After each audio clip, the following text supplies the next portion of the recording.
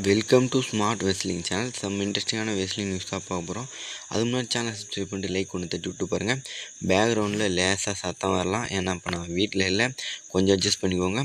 First of all பார்த்தீங்கன்னா, true மேக்கின்டைர் ஒருவேளை champion ஆகிடுவாரோ.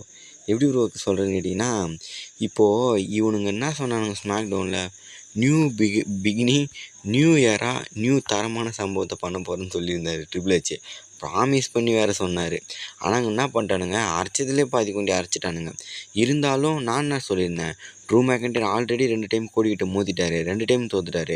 இப்போ 3வது தடவை மோத வச்சாங்கன்னா கண்டிப்பாக ஒரு அந்த நியூ வேர்ல்டு சாம்பியன் ஆகிடுவாருன்ற மாதிரி சொல்லியிருந்தேன். இங்கே கோடி ரோஸை யார் வந்து அடிப்பார், ரேண்டி வந்து அடிப்பார்னு நினச்சேன். அதை ஃபைனலாக சொல்கிறேன். இங்கே திரும்ப என்ன பண்ணுறானுங்க, கோடி ரோஸ் போயிட்டு ட்ரூ மேக்கின்டைர் அட்டாக் பண்ணுறாரு. ஏன்னா ட்ரூ மேக்கின்டைர் சஸ்பெண்ட் பண்ணி வச்சுருக்காங்களே, அதனால் காரில் அடி வாங்குறாராமா, காரில் அடித்து போகிறாராமா. முன்ன இந்த சர்வீஸ் சீரிஸ் ஸ்டோரி லைனுக்காக தானே ட்ரூ போய் கோடி ரோஸ் அட்டாக் பண்ணார் வேனில். அதுக்கு இவர் கோடி ரோஸ் என்ன எப்படி அவன் வேனில் வந்து அட்டாக் பண்ணான்னு சொல்லிட்டு இவர் போயிட்டு காரில் இருக்கிறவனை அட்டாக் பண்ணி விட்டார். இது சும்மா இருந்தது ஊதி இதாக வந்து யார் கோடி ரோஸு. இப்போது இதுவே சாக்கா வச்சுட்டு இப்போ ஒரு டைட்டில் ஷாட் கிடைக்க போகுது ட்ரூ மேக்கின்டைருக்கு. இந்த மேட்சை சாட்டர்டே நைட் மெயின் இவெண்ட்டில் கூட வைக்கல, ஏன்னா அங்கே வச்சா ட்ரூ மேக்கின்டைர் வின் பண்ண மாட்டார்னு நினைக்கிறேன். பெருசாக பங்கமாக வைப்பானுங்கன்னு நினைக்கிறேன். அதாவது பார்த்தீங்கன்னா, இந்த ஜான்வரி 1 மண்டே நைட்ரா, அதில் ஆல்ரெடி ஒரு சாம்பியன்ஷிப் டிஃபன் ஆகுது, அங்கே வச்சால் வைக்கலாம். அப்படி இல்லைனா இந்த ஸ்டோரியை பெருசாக கொண்டு போயிட்டு ராயல் ரம்பிளில் வச்சு ட்ரூ மேக்கின்டைரை வின் பண்ண வச்சாலும் வைக்கலாம். ஆனால் இந்த டைம் மோதனா ட்ரூ மேக்கின்டைர் வின் பண்ண வச்சுருவாங்கன்னு தான் நினைக்கிறேன். சில வாய்ப்புகள் இருக்குது, ஏன்னா ஃபேன்ஸாக தான் எதிர்பார்க்குறாங்க. திரும்பி கோடியை வின் பண்ணால் பார்த்தீங்கன்னா செம கடுப்பாகிற மாதிரி ஆகிடும். பார்க்கலாம். என்னை பொறுத்தவரைக்கும் பார்த்தீங்கன்னா, ட்ரூ மேக்கின்டைர் இந்த அன்டிஸ்பியூட்டட் சாம்பியன்ஷிப்பை வின் பண்ணால் நல்லாயிருக்கும்னு என்னோடய கருத்து. ஏன்னா 2 டைம் மோதிட்டார், 3வது டைம் ஏமாற்றம் கொடுத்தா நல்லா இருக்காதுன்னு நினைக்கிறேன். பார்க்கலாம். உங்களுடைய கருத்தை கமெண்ட் பண்ணுங்கள், யார் வின் பண்ணுவான்ற மாதிரி. நெக்ஸ்ட் வந்து பார்த்திங்கன்னா, வருவோம் நம்மளுடைய சீனியர் லீடர் ஜான் சீனா கிட்டேருந்து நம்மளை ஏமாற்றிருக்காங்க கைஸ். ஜான் சீனா இப்போது ஒரு தரமான சம்பவத்தை சொல்லியிருக்காரு. ஓப்பனாக பார்த்தீங்கன்னா எல்லாத்தையுமே சொல்லிட்டாரு போல்.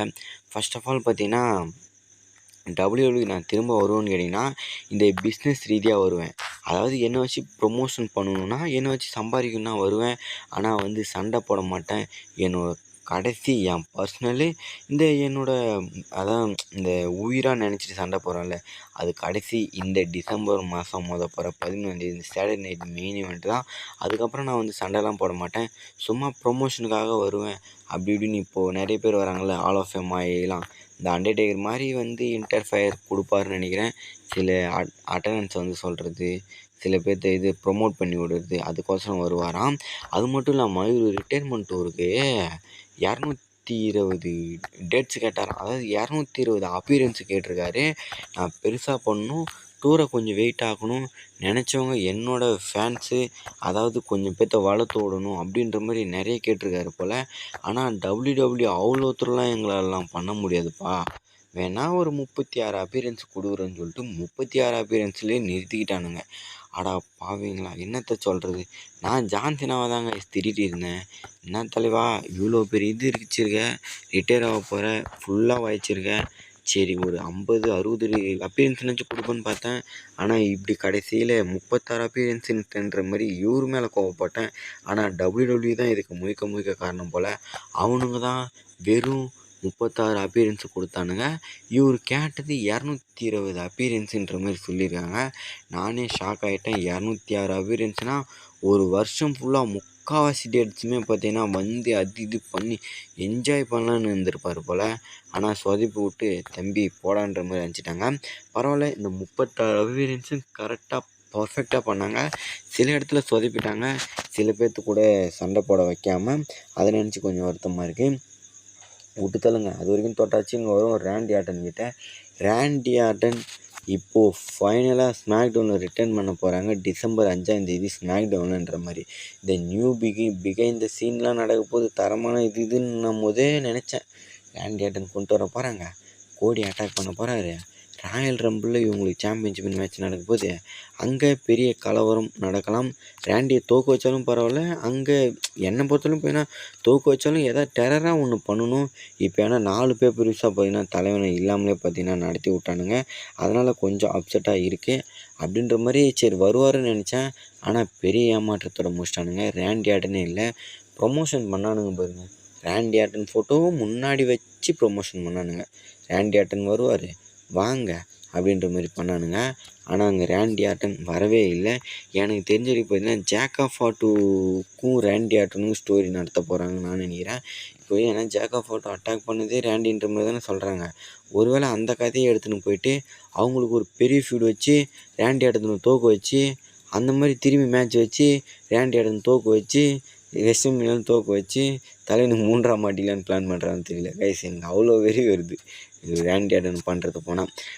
நான் வந்து ஒரு சரி 2 வருஷம் இவ்வளோ மோசமாக வச்சுருந்துட்டீங்க, ஒரு 3 மாதம் சாம்பியன்ஷிப் கொடுத்தா நல்லாயிருக்கும். ஒன்றும் ஒரு 7 டிஃபெண்டிங்கு 3 மாதம் கொடுத்தா போதும். எப்படி ப்ரோ 3 மாதத்தில் 7 டிஃபெண்டிங் பண்ணால் பண்ணலாம். 3 பேப்பரில் டிஃபெண்டிங் பண்ணாலும் அப்புறம் ஸ்மாக் டவுனில் ஒரு 4 டிஃபெண்டிங் பண்ணலாம்.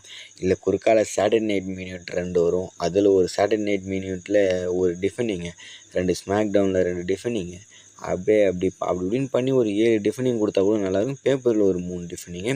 அது இல்லாமல் ஒயிட் 6க்கும் இந்த எம்எஃப்டிக்கும் ஒரு ஃபியூடு நீங்கள் கொண்டு போனாங்க தாறுமாறாக இருந்தது. அதை நான் வேறு இதில் இன்னும் பெட்டராக சொல்கிறேன், வேறு இதில் நடந்தால்.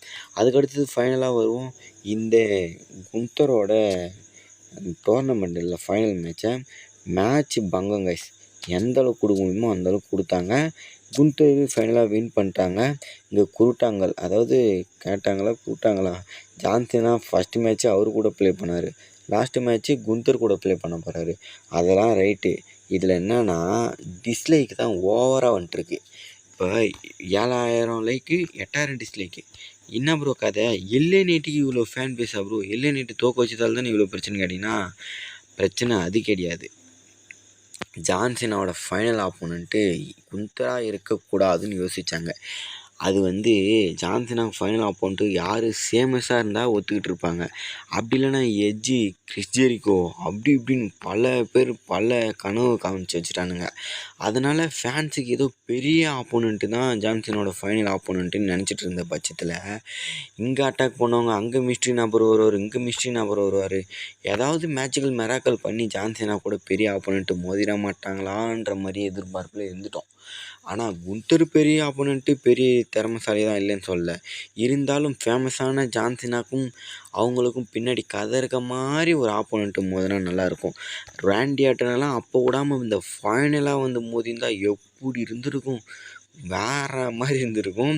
பார்க்கலாம். அது மாதிரி ஜான்சனாக்கும் குந்தருக்கும் ஃபைனல் மேட்ச் நடக்க போதில்லை, அதில் குந்தர் வின் பண்ணணுமா இல்லை ஜான்சனா ரிட்டையரை முடிக்கணுன்ற மாதிரி ஜான்சனா வின் பண்ணணுமான்றதை கமெண்ட் பண்ணுங்கள். நெக்ஸ்ட் ஒரு தலைவனை சந்திக்கலாம். வேறு சூப்பர் பற்றி அப்டேட் நியூஸ் சொன்னால் மறக்காமல் கமெண்ட் பண்ணுங்கள். Bye bye guys.